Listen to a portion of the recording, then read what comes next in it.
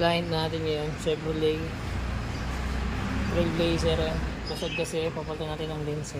Tanggalin muna natin yung kanyang headlight. So, initin na natin siya para matanggalin natin yung pinaka lens.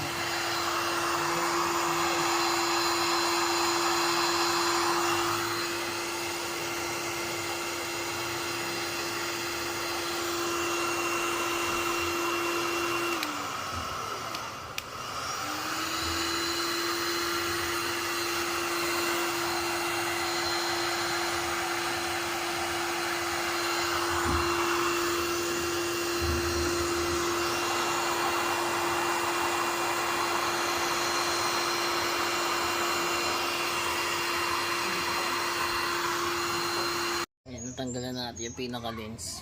Babalik natin ito, papalit natin yan. Ito yung dati, ito yung bago. Sasalpak natin doon. Tantayin natin, buo na. Ito yung dating lens, ito na siya ngayon, buo na ulit.